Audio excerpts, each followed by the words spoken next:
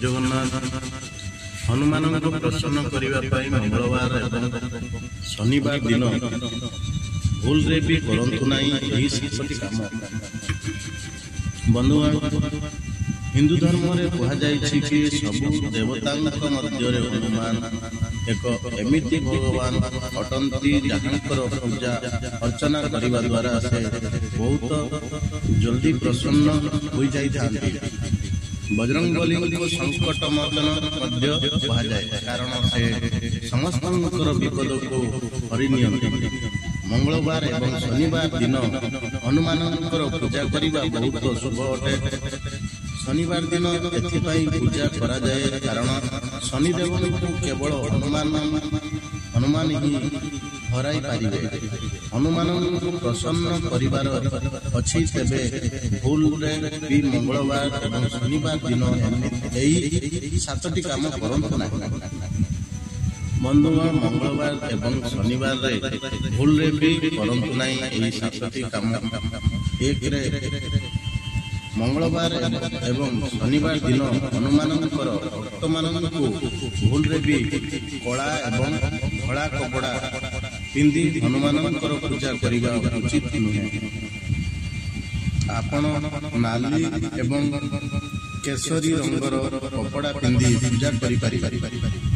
बंधुगण द्वितीय नंबर बहुत लोक माने एही दिन रे व्रत रखि थांती।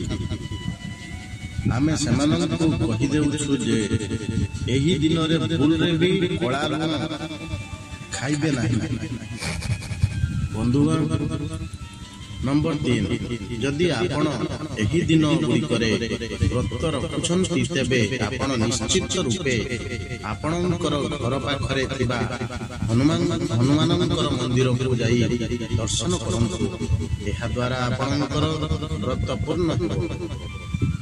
नंबर 4 यह सहित आपण भूल रे भी सही दिन रे मांस किंबा मदर सेवन करिवे। नंबर 5 जदि आपणकर मन अशांत रहुछि तेबे आपण निजर मनर शांति पई हनुमानकर पूजा करि परिबे।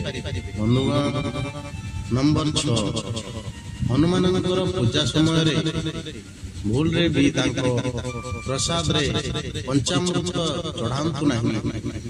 तांको बेसन किंबा बुंदीर लड्डू चढ़ांतु। नंबर 7 शास्त्र अनुसार भांगी जाइथिबा मूर्ति को पूजा करिबा उचित नुहे। सेति पई आपण भूल रे भी घरे भंगा मूर्ति रखंतु नहीं। बंधुगण जदि वीडियो टी भल लागताय ताले सब्सक्राइब करियो जमर भूलिबेनी। लाइक करंतु, कमेंट करंतु, शेयर करंतु। जय जगन्नाथ, जय बजरंगबली। धन्यवाद।